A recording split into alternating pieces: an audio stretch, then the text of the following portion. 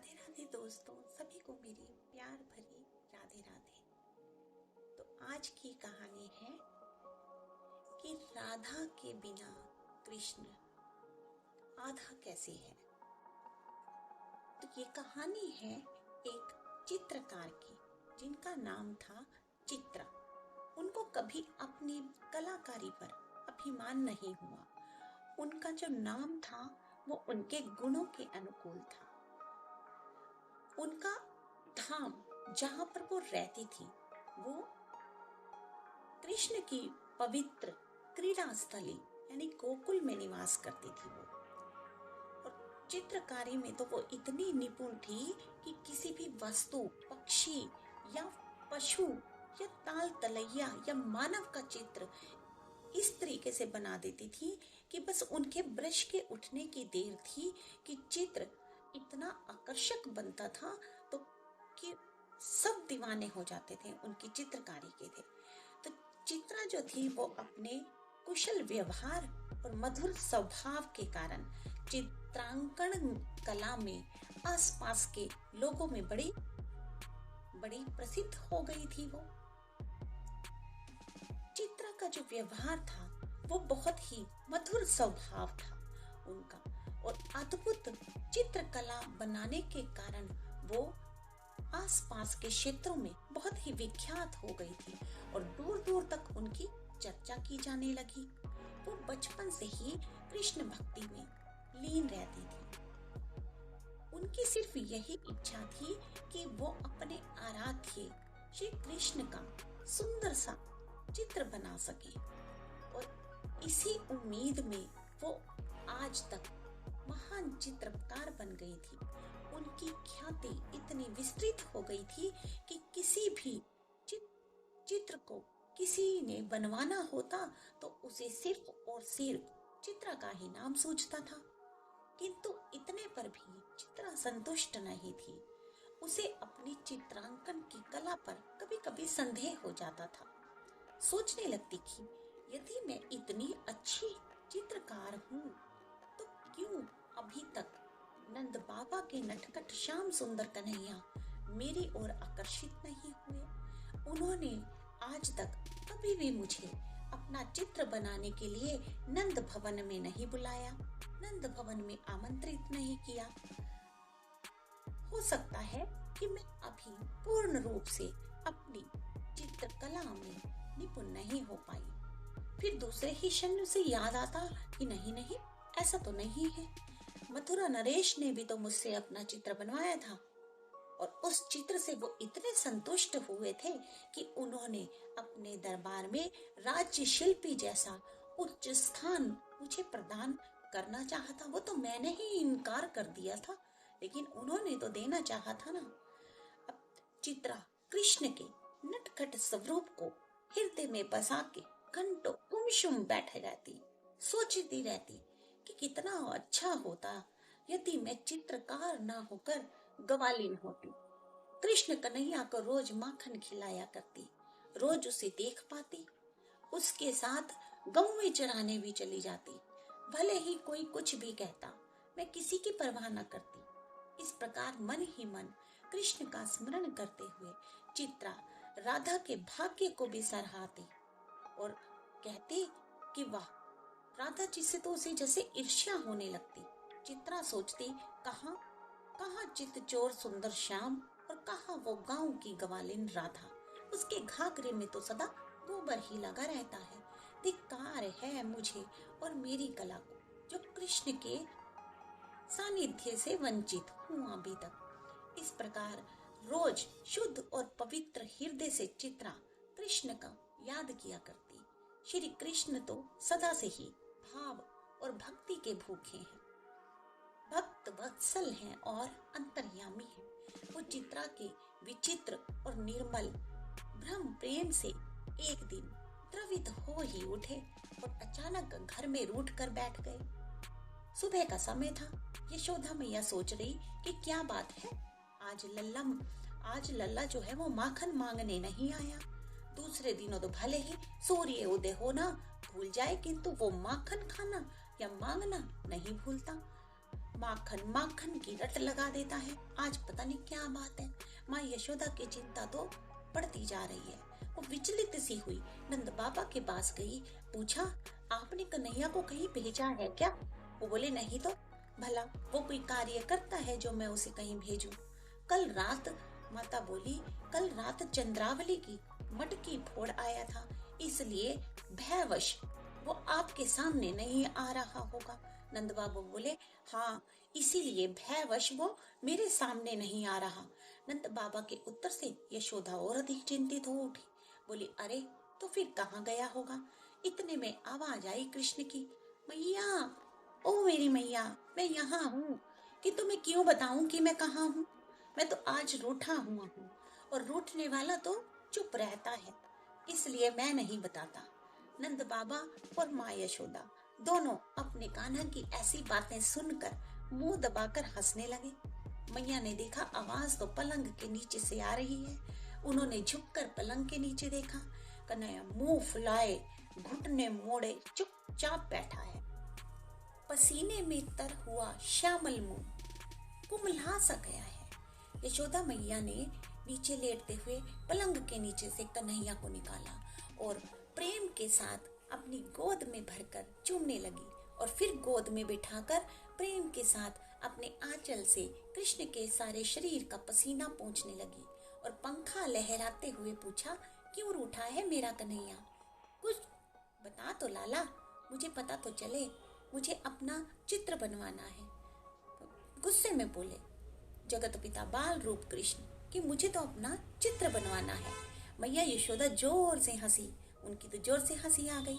आज तुझे ये चित्र बनवाने की क्या सूझी? रोज तो माखन के लिए रूठा करता था, फिर आज चित्र के लिए क्यों रूठा है? सभी के चित्र हैं हमारे भवन में, केवल मेरा ही नहीं है। मेरे साथ ये अन्याय क्यों? मेरा भी चित्र जल्दी ही बनवाया जाए और सभी चित्रों के ऊपर लगाया जाए, तभी मैं मानूंगा, अन्यथा रूठा ही रहूंगा।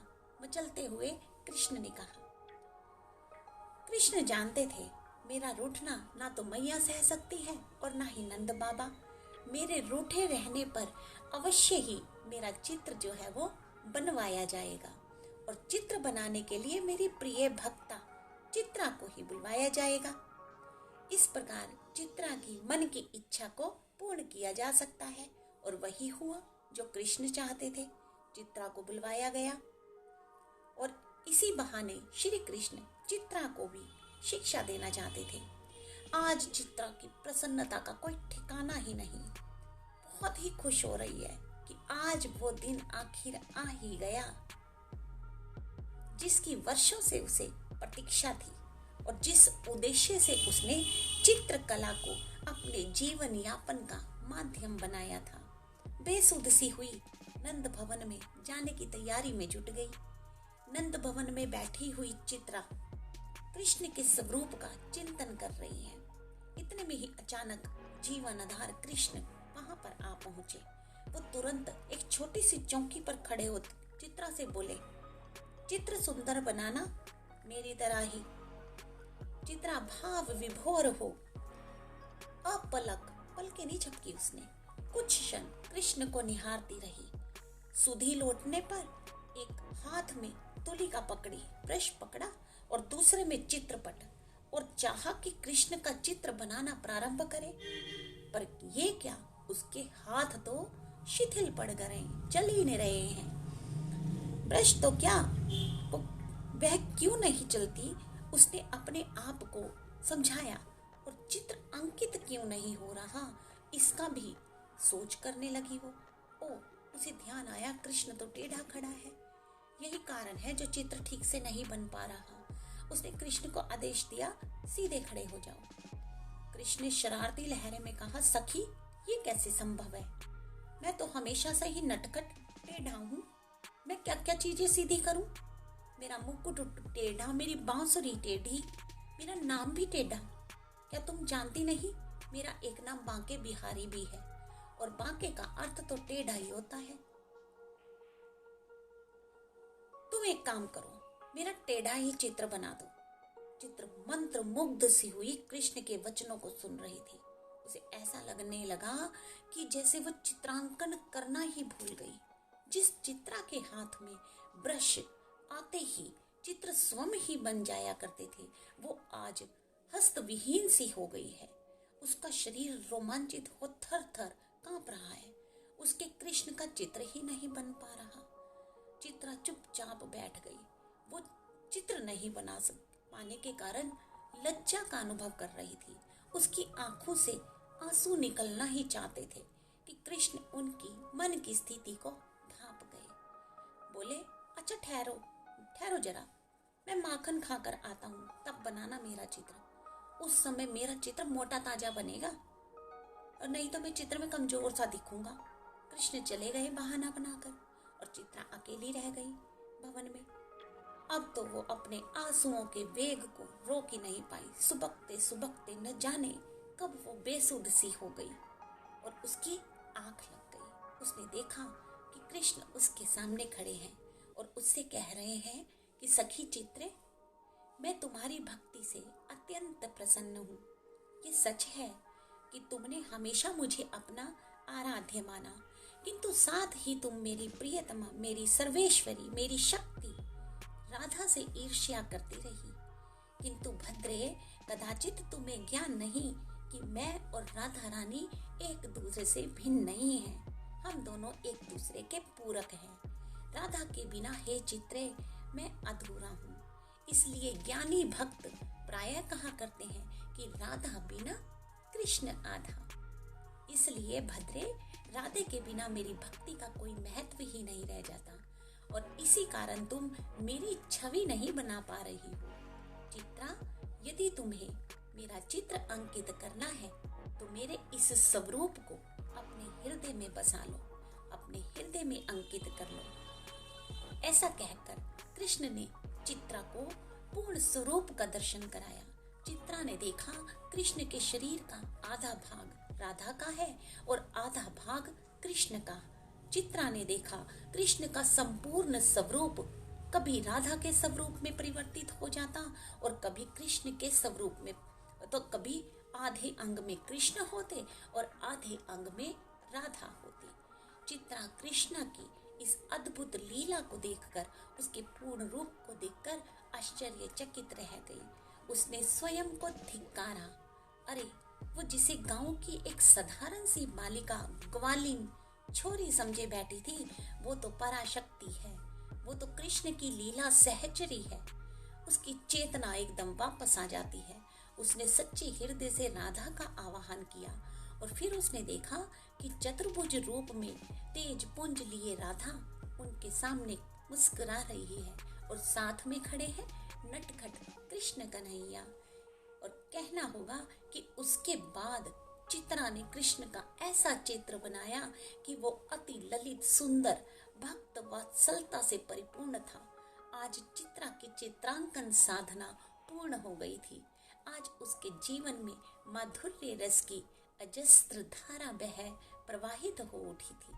भक्तिमती चित्रा के इस वृतांत से स्पष्ट हो जाता है कि निरंतर के ध्यान अभ्यास से और साधना से भगवान का मिलन सबके लिए संभव है। तो मिलते हैं फिर नई कहानी के साथ। तब तक के लिए जय श्री कृष्ण, जय श्री राधे, राधे राधे।